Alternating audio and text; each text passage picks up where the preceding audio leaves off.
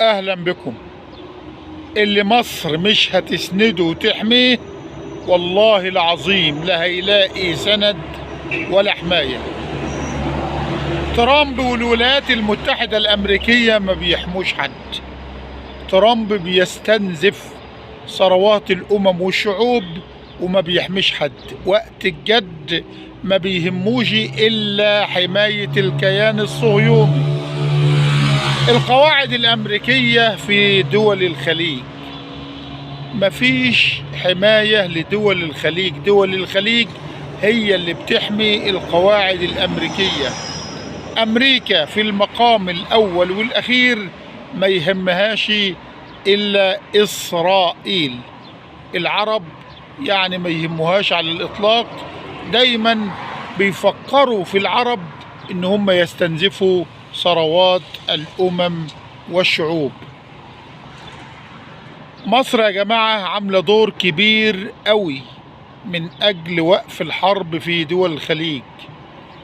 امريكا مش عاوزة الحرب تقف، بس بشرط دول الخليج هي اللي تحارب. ولما دول الخليج تحارب امريكا هتسحب الاسطول بتاعها وتسيب دول الخليج لايران، وايران لدول الخليج، وتبيع السلاح لدول الخليج وتستنزف ثروات الخليج لسنوات وسنوات. المنطقة العربية بتتغير. المنطقة العربية بتتغير، واللي هيقع وهيروح في الوقت الحالي والله العظيم ملوه رجعة. والله العظيم اللي هيقع ويروح ما عاد راجع تاني. فيه دول كتيرة في المنطقة هتروح ومش هترجع. بنتمنى السلامة لكل دول الخليج. بنتمنى السلامة لكل الأشقاء في كل دول الخليج. وبنقول لأهل الميديا في دول الخليج اهدوا على مصر شوية. مصر مش مقصرة. الرئيس عبد الفتاح السيسي والله العظيم مسافة السكة.